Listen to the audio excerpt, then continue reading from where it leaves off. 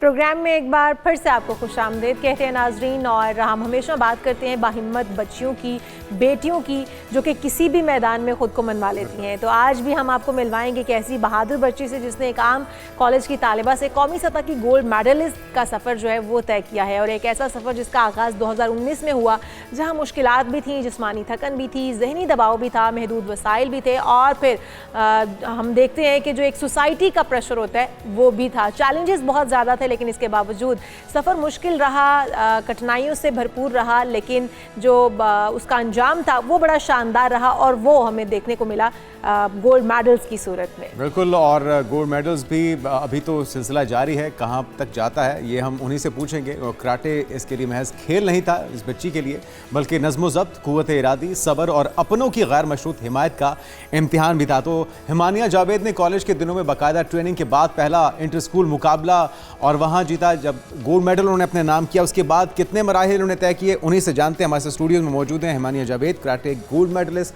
सबसे पहले तो आपको वेलकम कहते हैं हिमानिया, और बहुत बहुत मुबारकबाद आपको। और हम हमेशा ये बात करते हैं कि लड़कियों के लिए कराटे जब हम सुनते हैं तो अमूमी तौर पे एक्सेप्टेंस बहुत कम होती है हमारे माशरे में, क्योंकि लड़कियां अंदर में नाजुक होती हैं और वो छोटा सा भी कुछ चोट लग जाए तो बहुत ज़्यादा परेशान हो जाती हैं। आज की लड़कियां इतनी बहादुर कैसे हो गई हैं, और आपके लिए कितना चैलेंजिंग रहा ये सारा सफ़र? आज की लड़कियां इसीलिए भी बहादुर है क्योंकि मुझे लगता है कि बीइंग अ वुमन सबकी ख्वाहिश होती है कि वो इंडिपेंडेंट हो, स्ट्रॉन्ग हो, ताकि वो सोसाइटी में अच्छे से मूव कर सके। तो बस एक यही चीज़ है जो मुझे लगता है कि जिसकी तलाश में हर लड़की होती है कि उसके कोई अपॉर्चुनिटी मिले ताकि वो अपने आप को मजबूत बना सके। तो मेरा ये जो सफ़र है ये 2019 में शुरू हुआ। कॉलेज से मैंने अपनी इस गेम का आगाज़ किया और अपना पहला इवेंट जो है वो इंटर स्कूल खेला। उसके बाद deputy commissioner games and mix martial art games, और ये सफ़र चलते चलते यूनिवर्सिटी तक आया। यूनिवर्सिटी मैंने अपनी पंजाब यूनिवर्सिटी में टेक्नोलॉजी एजुकेशन के डिपार्टमेंट से तालीम हासिल की। और इसमें सबसे मज़े की बात यह है कि मैंने जो अपना एडमिशन है वो स्पोर्ट्स बेस पे लिया। इसी स्किल को मैंने अपना जो है वो पैशन बनाया, इसमें मेहनत की, और इसी में अपने पेरेंट्स के लिए एक प्राउड मोमेंट बना कि मैंने उनको अपनी फ़ीस नहीं पे करने दी, फ्री ऑफ कॉस्ट एडमिशन लिया स्कॉलरशिप पर। और प्रोफेशनली मैंने जो है इस गेम को यूनिवर्सिटी में स्टार्ट किया। I just join my club और प्रॉपर ट्रेनिंग मैंने क्लब में ली, और फिर अल्हम्दुलिल्लाह इंटर यूनिवर्सिटीज़ मुकाबलाजात में हिस्सा लिया, जिसमें मैंने gold medal, bronze medal, different medals जो है वो अपनी यूनिवर्सिटी के नाम ने। तो अपना पूरा हिमानिया जो आपका सफ़र था, जर्नी था पूरा, उसको अपने कूजे में बंद कर दिया है बताकर हमें। लेकिन हम फिर भी डिटेल के साथ जानना चाहेंगे, जब आप कॉलेज में थी तो आपने ऐसे ही शौक में कराटे में हिस्सा लिया, कराटे ज्वाइन की क्लासेस, और उसके बाद फिर ये शौक पैशन भी बन गया, और फिर उसके बाद उससे आपको बहुत ज़्यादा फ़ायदा भी हासिल हुआ कि पेरेंट्स को फ़ीस नहीं देनी पड़ी, बल्कि आप स्पोर्ट्स स्कॉलरशिप पे यूनिवर्सिटी की स्टूडेंट बनी। वहाँ से फिर आगे किस तरह से आपका दिमाग ये बना कि आपने इसको प्रोफेशनली लेकर जाना है, इंटरनेशनल लेवल पर लेकर जाना है? और फिर पेरेंट्स जो होते हैं ना, वो स्पेशली जैसा जुनेद भी कह रहे थे, वो कहते हैं कि बच्चियों के लिए ये फील्ड नहीं है, बेटों को तो बड़े आराम से इस फील्ड में भेज दिया जाता है, लेकिन बच्चियों को आ जाता है कि कहीं कोई ऐसी किक लग गई, कोई ऐसी चोट लग गई, तो बच्चियाँ जो हैं वो नाजुक होती हैं, कहीं हमारी बेटी को ज़्यादा ही ना लग जाए। तो माँ बाप की सपोर्ट किस तरह से थी, बहन भाइयों की सपोर्ट किस तरह से थी?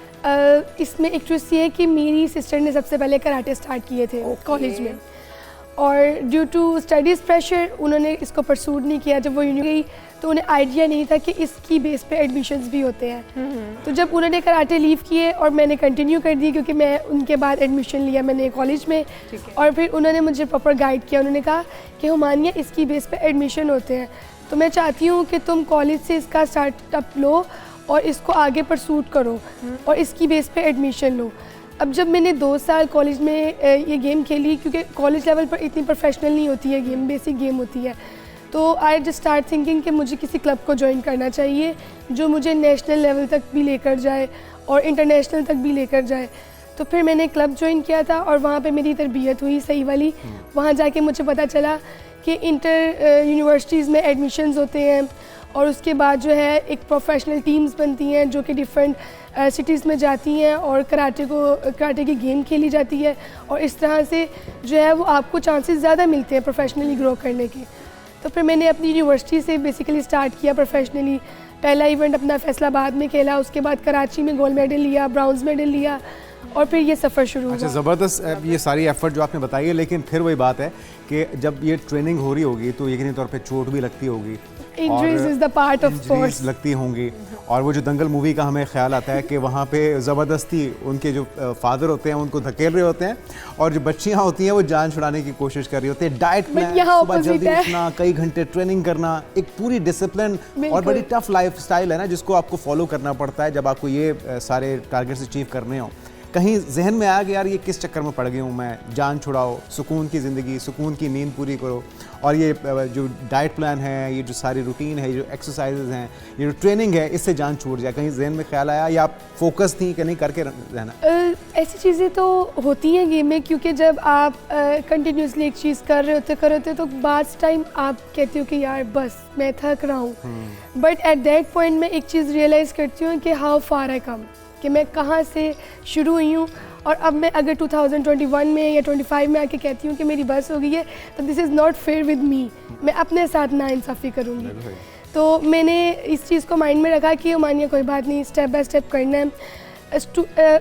एथलीट होना एक मुश्किल चीज़ होती है, बट स्टूडेंट एथलीट होना इससे प्रो लेवल की चीज़ है कि आपको स्टडीज़ के साथ अपनी स्पोर्ट्स को भी मैनेज करना पड़ता है। तो एक प्रेशर ये था कि यूनिवर्सिटी में मैंने 4 साल एग्ज़ाम अकेले बैठ के दिए। मेरे जब एग्ज़ाम आते थे मेरी कोई ना कोई कंपटीशन आ जाता था और मैं अपनी यूनिवर्सिटी में लेटर देती थी कि मैं आऊँगी तो मैं आकर कंपटीशन से एग्ज़ाम दे दूँगी, और अल्हम्दुलिल्लाह मेरे डिपार्टमेंट ने मुझे सपोर्ट किया इस सेंस में कि उन्होंने कहा आप जाओ, खेलो, हमारी यूनिवर्सिटी का डिपार्टमेंट का नाम बनाओ, आके आप एग्ज़ाम दे देना। अच्छा, बट वो अकेले बैठ के एग्ज़ाम देना था ना, वो मुश्किल लगता था, वो प्रेशर होता था कि यार आके अब तैयारी करनी है एग्ज़ाम्स की भी। लेकिन अमानिया, आपका जिस तरह आप कह रही हैं कि आपकी यूनिवर्सिटी ने आपके साथ बड़ा सपोर्ट किया आपको और आपके अलग से भी पेपर्स ले लिए, सपोर्ट भी होगी लेकिन साथ डर भी होगा कि हमानिया कराटे एक्सपर्ट है और कहीं कोई किक शिक पड़ गई तो स्टूडेंट्स कितना डरते हैं आपसे, आपकी यूनिवर्सिटी फेलोज़ जो हैं, आपके क्लास फेलोज़ जो हैं, क्योंकि ऐसी बच्ची के साथ तो बिल्कुल कोई पंगाबाजी कर ही नहीं सकता, कोई उससे तंग कर ही नहीं सकता, तो फिर क्या? इसकी एक बड़ी मज़े की मेमोरी है मेरी। जब मैंने यूनिवर्सिटी में एडमिशन लिया और मेरी क्लास को पता चला कि ये कराटे की है, तो वो ना ऑल द टाइम जजमेंट वाली फेज में होती थी कि अच्छा हम चेक करें इसको कितने कराटे आते हैं, चेक तो करें कितने आते हैं। कोई फिल्मी सीन वो चाह रहे होंगे ना कि क्रिएट हो। मेरे क्लास के जो बॉयज़ हैं ना वो अक्सर कहते थे हमारी आप कराटे करती हो, हमें कुछ करके तो दिखाओ, कुछ करके तो दिखाओ, कोई पंच आता है आपको? मैंने देखा है ऐसे पंच होते हैं, किक्स होती हैं। तो मैं कहती थी जी मुझे आता है, बट वो क्यूरियस होते कि यार इसको कुछ करवाना है। तो एक दिन मैंने एक क्लास फेलो ने कहा कि आप मेरे साथ फाइट करो ना, बस थोड़ा सा पंच करके दिखाओ कैसे करती हो। तो मैं कहता मेरी एक लगेगी तुम गिर जाओगी। मैं कहा अच्छा ठीक है आ जाओ। मेरी दोस्तों ने मुझे बकम क्या कंपानी लगा देना ना देखना, और वो मेरे सामने आया, मैंने बस एक ही पंच किया और वो उसकी इतनी जोर का लगा, उसने कहा यार आप सीरियस थी? तो मैंने कहा आपने खुद मुझे मौका दिया है कि आओ फाइट करो। तो मैंने कहा उसके बाद तो किसी और ने कोशिश नहीं उसके बाद किसी ने नहीं मुझे कभी कहा कि हमारे साथ फाइट करो। और वो एक क्लास में मेरे साथ मजाक में भी हर चीज़ में एक लिमिट होती थी कि यार ये कराटे की है तो बस ठीक है।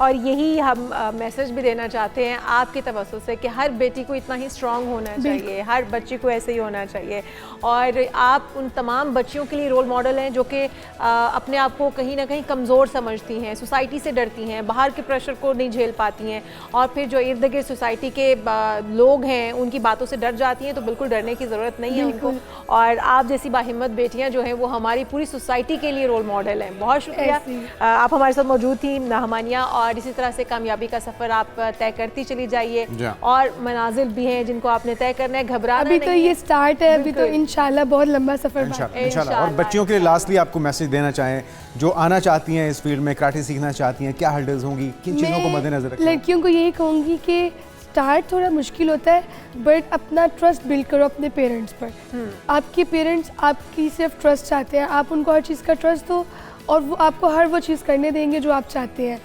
और पेरेंट ऐसा नहीं होता कि पेरेंट्स की सपोर्ट साथ नहीं होती है, स्टार्टिंग में होता है, वो आ जाते हैं रिश्तेदारों की बातों में, थोड़ा सा होता है, वो कहते हैं कि बेटा रहने दो, ज़रूरत नहीं है, बट आपने उनको ये बताना है कि यू हैव अ विल, और स्टार्ट थोड़ा मुश्किल होता है बट कीप गोइंग, छोटे छोटे स्टेप्स लो अपने लिए।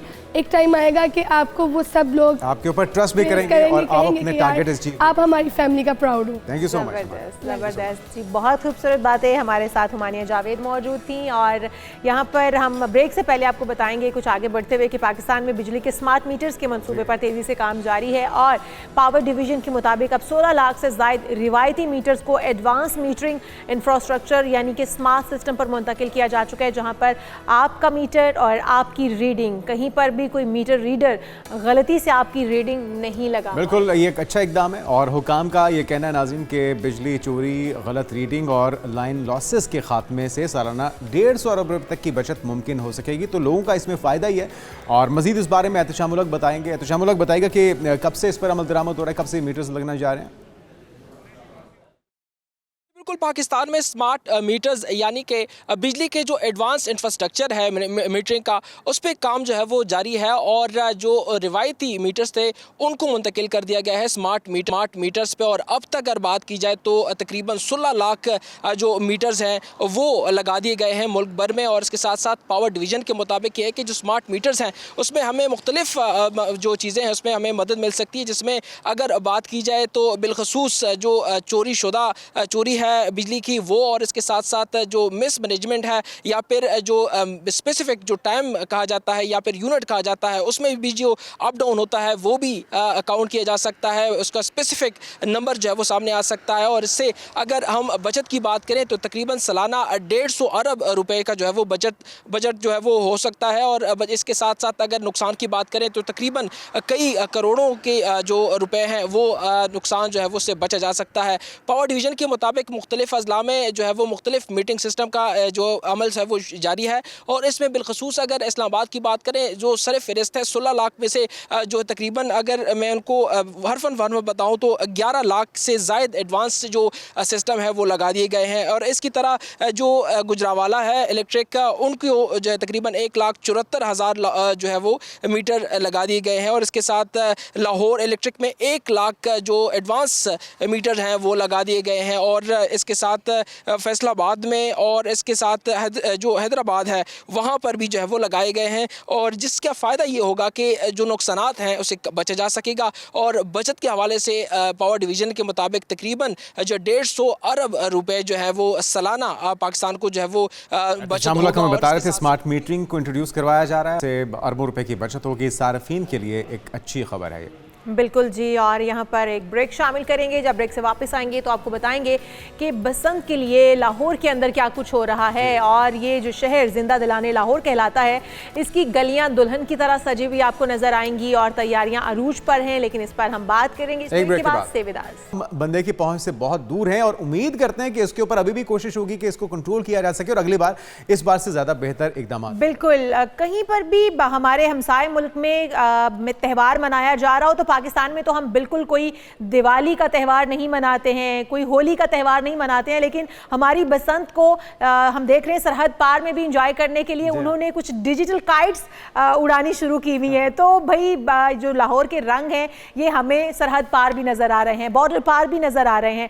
और क्यों ना नज़र आए, क्योंकि लाहौरियों की पहचान है और लाहौरिये जो हैं वो हमेशा की तरह बसंत को बड़े ही जोशो खरोश के साथ मनाने के लिए तैयार हैं। अच्छा, लड़कियों ने क्या किया है, परांदे पहन लिए हैं और ना सिर्फ परांदे पहन लिए हैं बल्कि परांदों के साथ साथ उन्होंने पीले रंग के जोड़े भी बनवा लिए हैं। और सीएम साहिबा कल ये बता भी रही थी, क्योंकि ये इस बसंत का रंग येलो है तो इसलिए आप लोग भी अपने लिए येलो जोड़े निकाल लीजिए। और जिन जिन के पास येलो जोड़े पड़े हुए थे वो येलो जोड़े पहन रहे हैं, कुछ लड़कियां येलो जोड़े बनवा रही हैं और कुछ ने मार्केट्स का रुख कर लिया है, जहां पर लड़के जो है वो मार्केट्स का रुख कर रहे हैं पतंगे खरीदने के लिए और डोरे खरीदने के लिए। वहां पर ही लड़कियों की जो है वो तैयारी भी अपनी है। तो हमारे साथ हमारे नुमाइंदगान भी मौजूद हैं। बिल्कुल, हमारे साथ हैं अरीबा, हमारे साथ हैं राना वहीद और हमारे साथ हैं गोहर अली। आप तीनों को वेलकम कहते हैं और बताइएगा राना वहीद के आप कहां पर मौजूद हैं, एक्साइटमेंट कैसी है, गुड्डी डोर कहां से कितने में मिल रहे हैं और लाहौरियों की तैयारी मुकम्मल हो चुकी है कि अब तो सिर्फ चंद घंटे बाकी रह चुके हैं? जी राना वहीद। जी बिल्कुल, यहाँ पे बहुत ज़्यादा गहमे गहमी है। अब मैं देख रहा हूँ कि जो मोची मार्केट है और आप देख सकते हैं कि एक दिन बाकी है और उससे कबल हम देख रहे हैं ज़्यादा रश देखने को मिल रहा है। यहाँ पे ढोल की ताप पर भंगड़े भी लोग डाल रहे हैं और ख़रीदो फरोख्त का सिलसिला भी मार्केट के अंदर जारी है। मैं एक बात करूंगा यहाँ पे कि जो भी ख़रीदार है, अगर उसने वेरीफाइड जगह से अपना गुड्डा ख़रीदा है या गुड्डी पतंग ख़रीदी है तो उसके ऊपर एक QR कोड है। इस वक्त मेरा कैमरामैन आपको दिखाए तो मैं आपको दिखाता हूँ। एक कस्टमर है मेरे साथ जो ख़रीद कर लेके आए हैं। यहाँ पे ये QR कोड है। इससे QR कोड अगर नहीं होगा जिस पतंग के ऊपर या गुड्डे के ऊपर, उस खरीदार को पुलिस की जानिब से रोका जाएगा, चेक किया जाएगा ताकि पता चल सके कि अनवेरीफाइड जो कि वेरीफाई नहीं है वेंडर, उसने बनाया है।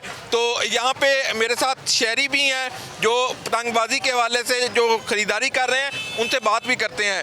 ये आपने वेरीफाइड दुकान से ये निशानी है QR कोड का क्या मकसद है? जी सर, ये QR कोड का ये मकसद है कि अगर आपका वेरीफाइड नहीं है तो आप इनलीगल मतलब आपने गुड्डे लिए हैं, तो ये मैंने जब भी गुड्डे परचेज़ किए हैं तो इसमें मैंने QR कोड पहले स्कैन किया है, वेरीफाइड उनका सर्टिफिकेट आया है, तो उससे आगे मैंने फिर उसको पेमेंट किया और गुड्डे लिए उनसे। कहाँ से आए आप?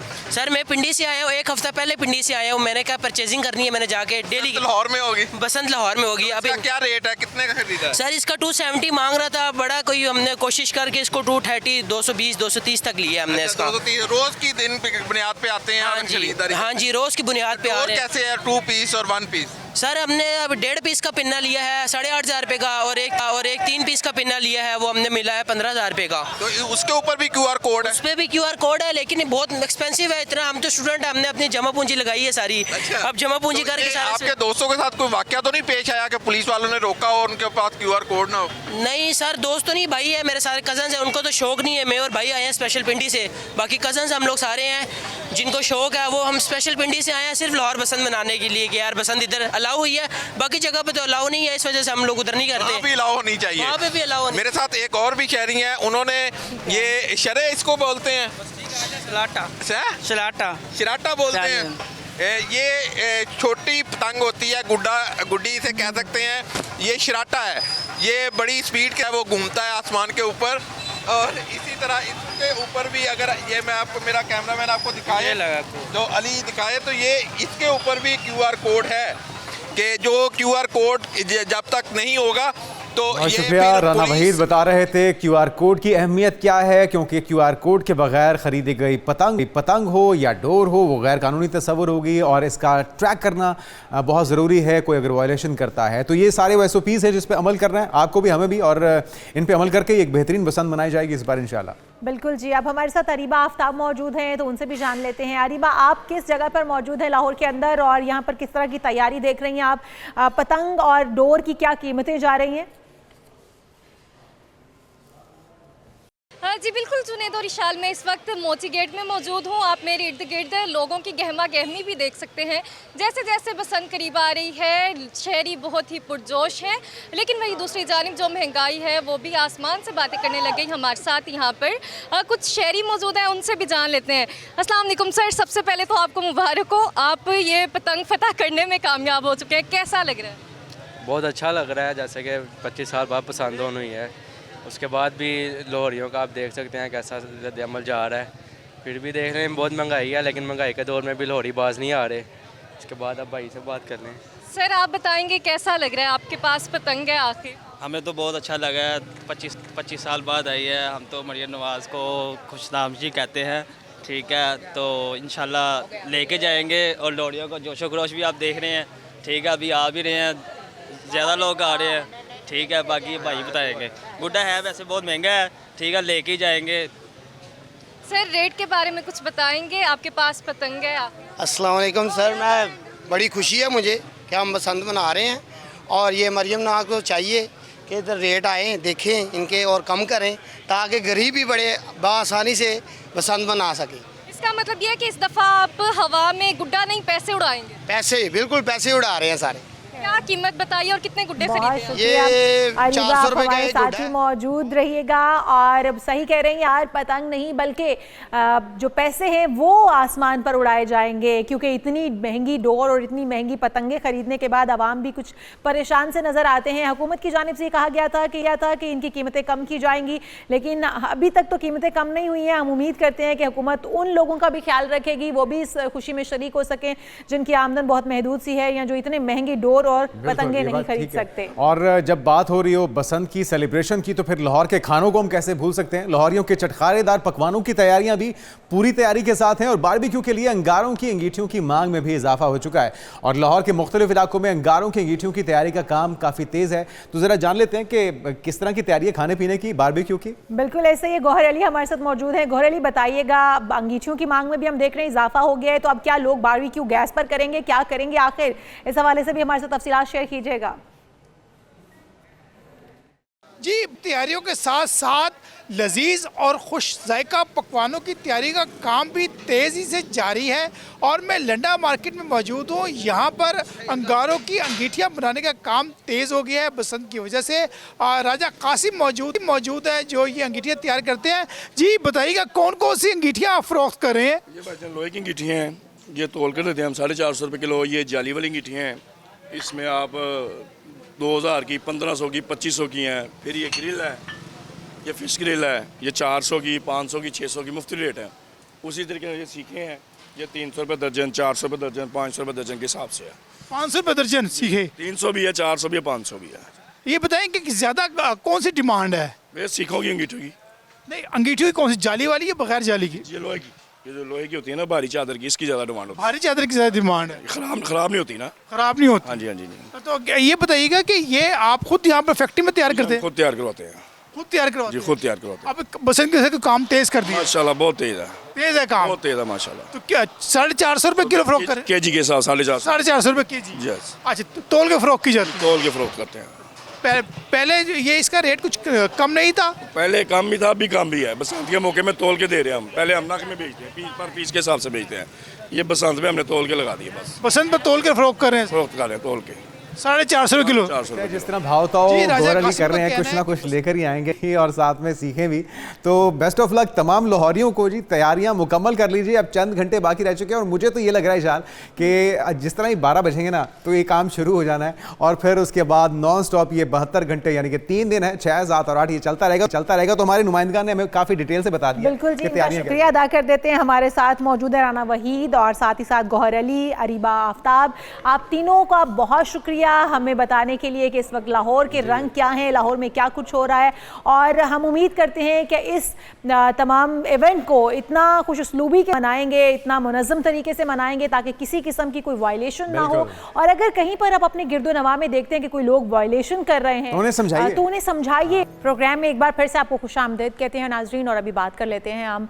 पाकिस्तान ने एक बार फिर खुद को खित्ते में अमन इस्तेहकाम और सिफारतकारी के एक फ़ॉल किरदार के तौर पर पेश किया है और ईरान और अमरीका के दरमियान रवां हफ्ते शेड्यूल जो जोहरी मुज़ाकरात हैं वो पाकिस्तान ने बाज़ाब्ता उनमें शिरकत की दावत कबूल कर ली है और इसकी तस्दीक दफ्तर खारजा की जानिब से भी कर दी गई है। मुज़ाकरात बैकडोर चैनल सिफारतकारी के जरिए मुमकिन हुए हैं और जुमे को मस्कत में शुरू होने जा रहे हैं। तो अब ये पाकिस्तान और तुर्किया ने अहम सहूलतकार का इसमें किरदार अदा किया है। देखते हैं कि कितना सूद बन सकता है। बिल्कुल, इसके नताइज क्या निकलते हैं, सबकी नज़रें इस पर हैं। मुर्तज़ा नकवी साहब सहाफ़ी हैं, ईरान से हमारे साथ मौजूद हैं। मुर्तज़ा साहब, आपको वेलकम कहेंगे पाकिस्तान मॉर्निंग में।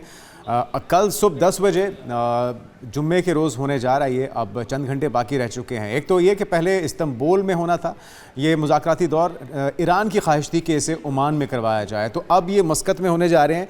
इससे फ़र्क क्या पड़ेगा और ईरान की ये ख्वाहिश क्यों थी? और हम ये भी देख रहे हैं कि ईरान ये चाहता है कि इसमें सिर्फ 1-to-1 मुज़ाकराती अमल हो अमरीका और ईरान के दरमियान, गो कि इसके अंदर तुर्की भी है, इसके अंदर सऊदी अरब भी है, इसके अंदर ओमान भी है। पाकिस्तान भी ये चाहता है कि किसी तरीके से बर्फ़ को पिघलाया जा सके, जंग की नौबत ना आए, मुज़ाकरात के ज़रिए चीज़ें अफ़ाम तफ़हीम से हल हो सकें। तो एक तो ये वेन्यू की चेंज हुआ और कितने आप पर उम्मीद है कि कोई हल निकल आएगा और जंग तक बात नहीं पहुँचेगी? बहुत शुक्रिया, आपने प्रोग्राम में मुझे शामिल किया। देखिए, वेन्यू चेंज करने की बुनियादी 2 वजूहात हैं। पहली वजह तो ये है कि बिलाखिर ईरान ये इंडोर्स करेगा पूरी दुनिया के सामने कि मुज़ाकरात में हमारा पलड़ा बारी है, हम जहाँ कहेंगे वहाँ मुज़ाकरात होंगे। ये एक साइकोलॉजिकल वॉरफेयर का हिस्सा भी होता है, अपनी बर्तरी को दिखाने के लिए एक स्टेप आगे। और दूसरी अहम वजह यह है कि तुर्की से ज़्यादा ईरान के लिए ओमान स्विचेबल है। उसकी वजह यह है कि इस्तांबुल के अंदर एक तो पूरी दुनिया का इस्तांबुल जो है वो मीडिया हब भी है और दीगर जो ममालिक हैं और दीगर एजेंसीज जो हैं या दीगर जो दुनिया के अंदर इत्तलाती इदारे हैं या नफूज करने वाले इदारे या प्रेशर डालने वाले इदारे, उन सब का इस्तांबुल के अंदर वो सब एक्टिव है। ओमान उसकी निस्बत मीडिया के हवाले से भी महदूद सिक्योर ज्यादा है, आपको और लगता है? इस तरह के मामलात के अंदर भी कि आप बाआसानी आकर मीडिया के जरिए या पुरअसर शख्सियात के जरिए या माहौल को गरमा कर मुज़ाकराती टीम पर असर नहीं डाल सकते। देखिए ये भी एक बहुत बड़ा हरबा होता है। जैसे मैं आपको इसकी एक मिसाल दूं, कल रात एकदम अचानक एक खबर आई अमेरिकन मीडिया के जरिए और इसराइली मीडिया के जरिए कि जुम्मे को होने वाले मुज़ाकरात कैंसिल हो गए हैं और ख़त्म हो गए हैं, और अमेरिका ने ये कहा, ईरान ने ये कहा। इस तरह का एक माहौल बनाया गया कि पूरी अब तशवीश फैल गई ना। मैं पूरी इंटरनेशनल न्यूज़ देख रहा था, एकदम तशवीश की लहर दौड़ गई कि ये मुज़ाकरात क्यों कैंसिल हुए। जबकि ईरानी मीडिया के अंदर जब मैंने निगाह की तो इनके जो फॉरेन मिनिस्टर हैं उन्होंने अपने ट्वीट पे ये लिखा कि जुम्मे के दिन मुज़ाकरात शेड्यूल हैं और सुबह 10 बजे ये मुज़ाकरात अमेरिका और ईरान के दरमियान अंजाम पाएंगे। तो ये बुनियादी दो वजूहात थी जिसकी बुनियाद पर चेंज किया गया वेन्यू को इस्तांबुल से ओमान की तरफ। दूसरा सवाल आपका मैं लेता हूं कि ये मुज़ाकरात कामयाब होंगे या नहीं। देखिए इसकी उम्मीद मुझे बहुत कम है। अगर मुझसे आप जाती राय पूछेंगे, इसकी उम्मीद मुझे बहुत कम है। उसके पीछे चंद वजूहात हैं। पहली वजह यह है कि इस वक्त अमेरिका एक जवाज तलाश करना चाहता है। अमेरिका हमेशा अपनी किसी भी काम को एक लीगल कवर के अंदर करना चाहता है। कवर भले उसका इंटरनली सब कुछ इलीगल हो, उसका कवर लीगल हो। कल भी मैं किसी एक चैनल पर यह बात कर रहा था कि आप देखिए सीरिया के अंदर जितनी भी तबाहकारी की गई उसको लीगल कवर दिया गया। इराक के अंदर जितनी भी तबाहकारियां की गई अमेरिकी हमले के जरिए उसको लीगल कवर दिया गया। लीबिया के अंदर नेटो के जरिए जो तबाहकारियां की गई उसको लीगल कवर दिया गया। आपको मैं एक मजे की बात बता चलूं, मुअम्मर कज़ाफी का बेटा जो एक वाहिद उम्मीद था कि जिस पर ये लीबिया के अंदर कोशिश चल रही थी कि उसको एक सेंट्रल फिगर बनाकर लीबिया में फिर कोई इत्तेहाद की बात की जाए, उसे भी कत्ल कर दिया गया। लीगल कवर बनाकर इल्लीगल काम तमाम नेटो का मिलकर अफगानिस्तान के अंदर लीगल कवर के जरिए दाखिल हुए और पूरे अफगानिस्तान को तबाह बर्बाद किया। तो ये सारी मिसालें हमारे सामने। लीगल कवर किस चीज को कहना चाह रहे हैं कि ये जो मुज़ाकरात हो रहे हैं इनको आप लीगल कवर करार दे रहे हैं, और आप समझते हैं कि ये सिर्फ एक बहाना है या एक तरीका वारदात है, अटैक या जंग की सूरत हाल उसी तरह से मौजूद रहेगी, उसमें कोई फर्क नहीं पड़ेगा। और जिस तरह से डोनाल्ड ट्रंप साहब का वतीरा जो आप भी कह रहे हैं कि वो एक लीगल कवर के अंदर, लेकिन क्योंकि अब आप भी बात कर रहे हैं कि ईरान ये चाहेगा कि वो 1 to 1 मुज़ाकरात करे। पाकिस्तान, तुर्किया, सऊदी अरब या डिफरेंट ममालिक इसके अंदर शमूलियत इख्तियार करने वाले हैं, उनसे अलग होकर 1 to 1। अगर 1 to 1 अमेरिका और ईरान बैठते हैं तो क्या समझते हैं आप कौन सी अपनी शराइत ईरान मनवा सकता है, कौन से ऐसे पॉइंट्स हैं जहां पर कंप्रोमाइज़ किया जा सकता है, वो भी थोड़ा सा बता दीजिएगा। और हमें ना कामयाब होने की वजूहात क्या होगी इन मुज़ाकरात की? देखिए आपका आधा सवाल मुझ तक नहीं पहुंच पाया नेट के इशू की वजह से, लेकिन शुरू के सवालात के जवाबात देना लाजमी समझता हूं। लीगल कवर का जहां तक मेरा मकसद है वो ये है कि मुज़ाकरात की आड़ लेकर मुज़ाकरात का दस्तरखान बिछाया जाएगा, ईरान को बुलाया जाएगा, लेकिन शराइत ऐसी रखी जाएंगी कि जो ईरान के लिए बिल्कुल काबिल कबूल नहीं होंगी। मिसाल के तौर पर मिसाइल की रेंज को कम कर लेना। मैं एक नॉर्मल मिसाल देता हूं आपको। अब मुझे बताइए, एक मुल्क के जिसका दुश्मन 2000 किलोमीटर के फासले पर बैठा हुआ है, उसे कहा जा रहा है कि तुम अपने मिसाइल की रेंज को 300 किलोमीटर कर लो। अरे भाई 300 किलोमीटर करने के बाद तो उसके एक शहर से दूसरे शहर तक मिसाइल नहीं पहुंचेगा, तो इसराइल पे कैसे हमला करेगा या इसराइल को कैसे रोकेगा खुद पर हमला करने से? तो ये शराइत जो है वो नाकाबिल कबूल है। या ये कहा जाए कि मसलन आप यूरेनियम की जो अफजूदगी है, 400 किलोग्राम आपने जो यूरेनियम निकाला है उसे आप किसी सालिस मुल्क तक पहुंचा दें। ये काम ईरान पहले भी कर चुका है। यहाँ पर एक इनका सूबा है अराक, वहां पर एक न्यूक्लियर रिएक्टर था। पिछले जब मुज़ाकरात हुए JCPOA के तहत जो मुज़ाकरात हो रहे थे, उसमें ईरान ने पहला इकदाम यह किया कि ठीक है हम अपने न्यूक्लियर प्लांट को बंद करते हैं। न्यूक्लियर रिएक्टर को बंद कर दिया गया, सील कर दिया गया बिल्कुल IAEA के कवानीन के मुताबिक। वो पूरा रिएक्टर सील करवाया IAEA, अमेरिका और यूरोप ने मिलकर। उसके बावजूद भी सैंक्शन का 1% भी ईरान के ऊपर से नहीं हटाया गया। तो ईरान अब तक सिर्फ इनके धोखों की लपेट में आता रहा है। अच्छा, 12 रोजा जंग जो अमेरिका और इसराइल के दरमियान हुई थी, उसको आप मलहूज़ खातिर रखिएगा। उसमें क्या हुआ था? उसमें हुआ ही यही था कि ईरान को मुज़ाकरे की मेज पर बुलाया गया और फिर चूंकि ईरान हमारी बात को कबूल नहीं कर रहा है, आखिर में ये ऐलान किया गया और बहाना बनाकर उनको गफलत में रखकर उन पे अटैक किया गया। तो ईरान इन सारी चीजों से गुजर चुका है।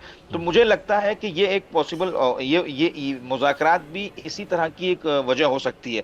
और असल वजह जो हमला करने की मैं आपको बताना चाह रहा हूं कि जिस वजह से मुझे लगता है कि शायद हमला हो पाए, शायद हमला एहतमाल, वो ये है कि कल भी मैं ये बात कर चुका हूं, जो ज्यूइश लॉबी है उसका रिपब्लिकन पार्टी के अंदर मुकम्मल असर है, चूंकि सबसे बड़े बड़े डोनर्स रिपब्लिकन पार्टी के वही हैं।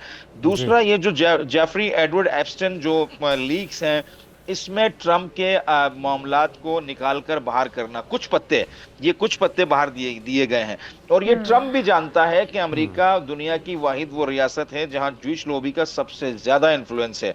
उसकी वजह मैं आपको बताता चलूं, 1960s के अंदर जॉन एफ कैनेडी जो अमेरिकन प्रेसिडेंट थे, मैं इशारा दे रहा हूं अपने पढ़े लिखे दोस्तों के लिए, तफसील में नहीं जाऊंगा, जॉन एफ कैनेडी को असैसिनेट किया गया, कातिल को ले जाया जा रहा था कमरा अदालत तक, मुकम्मल हिसार के अंदर एक शख्स आता है, मीडिया का हिसार भी तोड़ता है, मुकम्मल पुलिस का हिसार भी तोड़ता है और उसको असैसिनेट कर देता है। जब उसको पकड़ा जाता है और उस पर एक कमीशन बनाई जाती है, तो आप अंदाजा कीजिए कि उस कमीशन में 10 जजेस की तादाद है, जिसमें से 9 क्लियर यहूदी हैं और एक की वाइफ यहूदी है।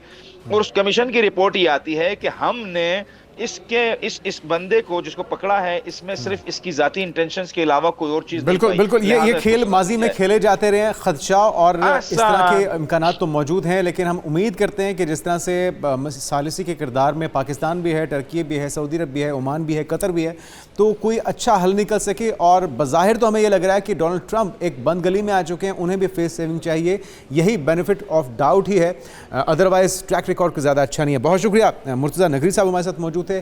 उम्मीद करते हैं, दुआ करते हैं नतीजा निकले, ये बर्फ़ ये जो इस वक्त जमी हुई है दोनों ममालिक के दरमियान, ये पिघल सके और दोनों ममालिक अफ़ाम तफ़हीम के साथ किसी हल की तरफ आ सकें, जंग तक बात ना पहुँचे। बिल्कुल जी, बहुत शुक्रिया। हम यहाँ पर एक ब्रेक शामिल कर लेते हैं। जब ब्रेक से वापस आएंगे तो बात करेंगे, आईसीसी बहुत परेशान है जब से पाकिस्तान ने ये मौक़िफ़ लिया है कि वो भारत के साथ मैच नहीं खेलेंगे। तो इस पर तफसील से बात करेंगे इस ब्रेक के बाद। Welcome back. T20 world cup, जिसके ग्रुप मैचेस में पाकिस्तान के भारत के खिलाफ मैच ना खेलने के फैसले ने आलमी क्रिकेट सियासत में हलचल मचा दी है। आईसीसी इस वक्त बौखला गई है और वो एक्सपेक्ट नहीं कर रहे थे शायद कि पाकिस्तान इस तरह का ब्लंट फैसला करेगा। और हुकूमत पाकिस्तान के 15 फरवरी को किए गए ऐलान के बाद इंटरनेशनल क्रिकेट काउंसिल शदीद दबाव का शिकार भी है। बिल्कुल ऐसा ही है और पाकिस्तान को अपने फैसले पर नजर सानी के लिए मनाने के रास्ते तलाश किए जा रहे हैं। और भारतीय मीडिया ये बता रहा है कि आईसीसी ने बैक चैनल सिफारतकारी का आगाज़ कर दिया है। पहले भारतीय मीडिया ये कह रहा था कि जी पाकिस्तान को बहुत बड़ा नुकसान होगा, पाकिस्तान के ऊपर फाइन्स होंगे, पाकिस्तान को बहुत सारी सज़ाएँ भी भुगतनी पड़ेंगी। लेकिन अब भारतीय मीडिया खुद ये बता रहा है कि जी अब आईसीसी जो है वो बैकडोर राबते करना चाह रही है और बैकडोर सिफारतकारी के तहत पाकिस्तान को दोबारा रजामंद करना चाहते हैं। लेकिन हम जानेंगे कि पाकिस्तान को क्या कुछ नुकसान हो सकता है, इस पर भी तफसील से बात करेंगे। हमारे साथ अहमद नजीब सती स्पोर्ट्स जर्नलिस्ट मौजूद हैं, वेलकम टू शो कहेंगे आपको। और आप ही से जानेंगे कि जो वार्म अप मैच था उसमें बारिश हो गई और पाकिस्तान मैच नहीं खेल पाया। अब 7 तारीख को जो मैच है उसके अंदर भी कहा जा रहा है कि बारिश का इम्कान है नीदरलैंड के साथ। वैसे तो हमारा मैच है, लेकिन हमें पॉइंट्स टेबल पर कितना नुकसान उठाना पड़ेगा अगर हम भारत के साथ नहीं खेलते उस सूरत में भी, और फिर अगर मैच में हमें बारिश मुतासिर कर देती है तो फिर भी पॉइंट्स टेबल पर हम कहां पर खड़े होंगे? जी, एक तो बारिश, आपको पता है श्रीलंका एक ऐसा मुल्क है जहां बारिश बहुत ज्यादा होती है। इसके 2 पहलू हैं। एक तो श्रीलंका में बारिश से निपटने का निज़ाम बहुत ज्यादा है, अच्छा भी है। एक तो ये चीज भी है क्योंकि वहां पे पूरे ग्राउंड कवर हो जाते हैं, यूजुअली आपने देखा होगा, क्योंकि वहाँ बारिश होती बहुत है, इसलिए वो वेल प्रिपेयर्ड होते हैं। हाँ, जो अभी आयरलैंड के खिलाफ हमारा वार्म अप मैच वॉश हो गया, वो एक थोड़ा सा लम्हा प्रक्रिया है, थोड़ी सी आप ये कहिए कि थोड़े से देखने वाली बात है। और अगर उनके खिलाफ भी हमारा नीदरलैंड्स के खिलाफ हमारा जो मैच अगर वाइट वॉश होता है तो फिर हमारे लिए बहुत ज्यादा मुश्किल हो जाएगी अगर हम इंडिया के खिलाफ मैच में मैदान में नहीं उतरते हैं। अब ये बात बहुत अहम है कि हमने जो अपनी जो हमारे वर्ड्स थे ना गवर्नमेंट के, ये बड़ी टेक्निकल बात है, उस पर लफ्ज बाइकआउट नहीं है। ये बात समझने की जरूरत है। ये बड़े टेक्निकल अल्फाज का इस्तेमाल किया गया कि we will not ground our team, हम अपनी टीम को फील्ड में नहीं उतारेंगे, ठीक है ना। तो ये लफ्ज थोड़ा सा टेक्निकल है। मुझे ऐसा लगता है कि अगर आईसीसी ने कोई बात मान ली तो वापसी भी हो सकती है। इसलिए एक होता है कि डायरेक्टली कह दे रहे हैं कि हम बाइकआउट। अच्छा, ये जो आपने बात की है, दोनों चीज़ें बड़ी इंपॉर्टेंट हैं। एक तो ये कि टेक्निकली अल्फाज का चुनाव सोच समझ के किया गया है, और अगर आप कह रहे हैं कि आईसीसी ने लचक दिखाई तो वापसी हो सकती है। किसकी वापसी हो सकती है? बैकडोर राब्ते भी हो रहे हैं और डिप्टी चेयरमैन इमरान ख्वाजा को ये टास्क सौंपा गया है। तो किन शराइत पे क्या चीज़ें हैं जो कि बर्फ़ को पिघलाते हुए सेटल डाउन कर सकती हैं चीज़ें? देखिए, शर्त तो बिल्कुल सीधी है कि आप बांग्लादेश को वापस टूर्नामेंट के अंदर लेकर आएंगे और तभी पाकिस्तान पार्टिसिपेट करेगा। पाकिस्तान ने एक सीधी सीधी शर्त रखी है कि ऐसा तो नहीं हो सकता है कि आईसीसी जो है वो हर किसी मुल्क, इंडिया की बात आए तो उसके लिए एक और आपका तर्ज-ए-अमल हो, और किसी और मुल्क खासतौर पर जो बांग्लादेश है, पाकिस्तान है, जो नेबरिंग कंट्रीज हैं उनके उनकी बात है तो आपका एक तर्ज-ए-अमल और हो। 2000 चैंपियंस ट्रॉफी हम होस्ट थे, भारत ने कहा जी हमें सिक्योरिटी मसाइल हैं, आपने पूरा इवेंट हमारा खराब करके रख दिया, उनको दुबई में एक ही वेन्यू पे मैचेस दे दिए। 2023 के एशिया कप के हम होस्ट थे, सबसे कम मैचेस हमारे होस्ट के अपने होम वेन्यू पे हुए, बाकी मैचेस आपने बाहर करा के हमारा इवेंट खराब कर दिया। और यहाँ पर आपने जो मुस्तफिजुर रहमान के साथ किया, बांग्लादेश तो बिल्कुल ठीक स्टैंड कर रहा है। तो इवन कल Nasser Hussain, one of the sane voices in the world cricket, उन्होंने यही कहा कि आईसीसी क्या ये जो उन्होंने बांग्लादेश के खिलाफ तर्ज अमल जो इस्तेमाल किया है, क्या ये भारत को ऐसा मसला होता कर सकता था? तो उन्होंने भी अब तो पूरी दुनिया को ये कह रही है, जो कि न्यूट्रल लोग हैं, जो कि एक इंटेलेक्चुअल्स हैं क्रिकेट के, वो ये बात कह रहे हैं कि ये आईसीसी का दोहरा मेयार है, उनको इस पे नजरसानी करनी चाहिए। पाकिस्तान का भी यही प्रिंसिपल स्टांस है इसके ऊपर।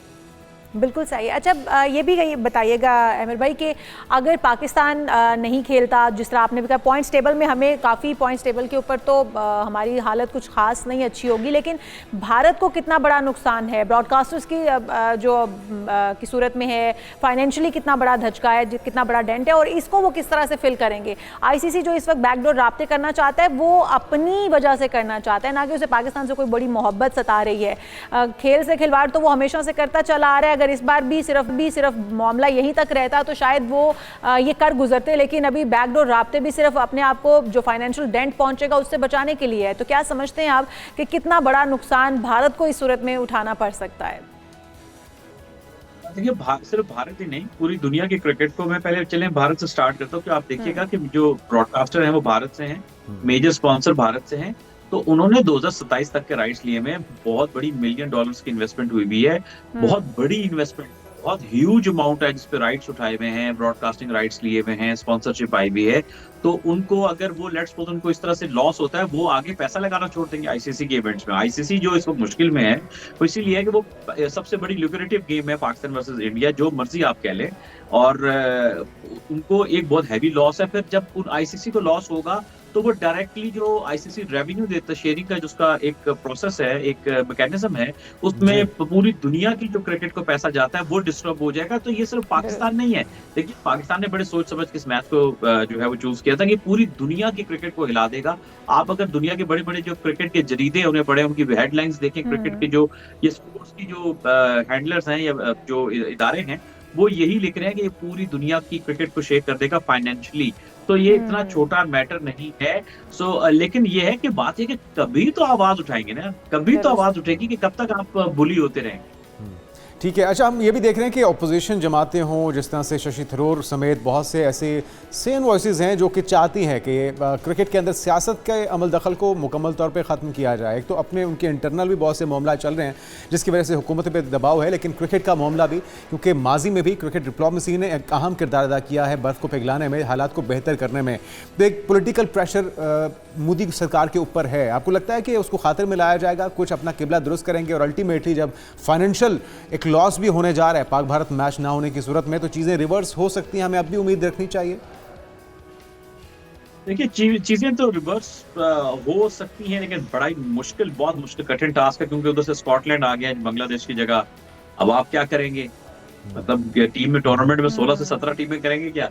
तो ये थोड़े मसाइल हैं जो बड़े मुश्किल मुझे दिख रहे हैं। दूसरा ये है कि देखिए, बर्फ वहां पिघलती है जहाँ पे आगे लोग भी उस पाए के हों। मोदी सरकार जब से आई है तब से उन्होंने किसी भी महाज पे आप देखें कोई खैर की खबर नहीं आई। वो एक हमेशा ही शातिर दिमाग हैं, वो इसी तरह से चीजें करते हैं। और ये आज आप देखें कि वो भारत जिसको बड़ा फख्र होता था कि हम फाइनेंशियली सबसे बड़ी पावर है, हम जायंट है क्रिकेट में, ये है वो, आज वो माने ना माने उनके टीवी चैनल पे भी लोगों की तरफ लोग बैठ के ये मान रहे हैं कि इस बार टक्कर मिली है, वो मुश्किल में है, परेशानी में है, क्योंकि जब आप एक हद को पार करते हैं ना, तो फिर एक दिन ऐसा आता है कि आप अपने ही मुंह के बल गिर जाते हैं, और यही सूरत हाल है। और भारत को तो लॉस है नहीं, लेकिन बर्फ जो है वो पिघलनी चाहिए, लेकिन दोनों तरफ से। बिल्कुल जी, दोनों तरफ से। अच्छा अहमद भाई, थोड़ा सा दूसरी तरफ आ जाते हैं, पाकिस्तान सुपर लीग की तरफ। और टीम कराची किंग्स ने इंग्लैंड के तजुर्बेकार बल्लेबाज मोइन अली को डायरेक्टली साइन कर लिया है, जबकि बिडिंग होनी थी और बिडिंग के थ्रू तमाम प्लेयर्स को शामिल किया जाना था। तमाम टीमों ने अपने अपने प्लेयर्स को चुनना था। अब टीम ने मोइन अली के साथ 6 करोड़ 44 लाख रुपए का मुआहिदा तय कर लिया है और क्रिकेट में उन्हें बाकायदा तौर पर उन्हें शामिल कर लिया गया है। क्या समझते हैं उनकी शमूलियत से कितना बड़ा चेंज आएगा? जी बिल्कुल, ये एक पाकिस्तान सुपर लीग में जो लेटेस्ट डेवलपमेंट हुई है, उसमें से एक डेवलपमेंट ये भी थी, ये जो भी 11वां एडिशन है इससे पहले, कि आप डायरेक्ट साइन कर सकते हैं। आपके लिए अलग से जो आपका बिडिंग का पर्स है उससे हटकर एक है कि उसमें आप अपने आप डायरेक्ट साइन कर सकते हैं। इस्लामाबाद यूनाइटेड ने जैसे डेवॉन कॉनवे को साइन किया है, यहाँ पर इन्होंने मोइन अली को साइन कर लिया है कराची किंग्स ने। तो ये उस रूल का फायदा उठाते हुए किया है। और इसमें ये है कि प्लेयर को इसलिए किया लाया गया, ये रूल भी पहले हमें समझना है, ताकि कुछ प्लेयर्स ज्यादा पैसे ना मिलने की वजह से पाकिस्तान सुपर लीग में नहीं आते थे, तो डायरेक्ट पर्स में आप एक बड़ी अमाउंट ऑफर करते हैं कंपैरेटिवली, जो कि पहले होती थी, ताकि प्लेयर को हम डायरेक्टली साइन कर सकें। इसलिए उन्होंने इसका फायदा उठाते हुए एक अच्छे बड़े प्लेयर को अपनी टीम का हिस्सा बना लिया है। हमारी बेस्ट विशेस PSL की कामयाब इनेकाद के लिए बहुत शुक्रिया। अमरजीत सती हमारे साथ मौजूद थे। प्रोग्राम का वक्त भी ख़त्म हो चुका है और कल आप इंजॉय करेंगे बसंत हमारे संग भी। और इस वक्त पूरा लाहौर बल्कि पूरी दुनिया, पूरा पाकिस्तान बसंत के रंग में रंग चुका है। हम भी कल लाइव होंगे किसी छत से और फिर आपको बताएंगे कि और ये सरप्राइज है कहाँ से होंगे। बिल्कुल, पतंगों के रंग जो हैं वो हमारे संग होंगे, लेकिन कल होंगे। और कल हम 9 से 11 आपके साथ किसी बड़ी छत से पतंगे उड़ाते हुए आपको मिलेंगे। यहाँ पर प्रोग्राम का वक्त हो चुका है ख़त्म। हम आपसे चाहेंगे इजाज़त। अल्लाह हाफ़िज़।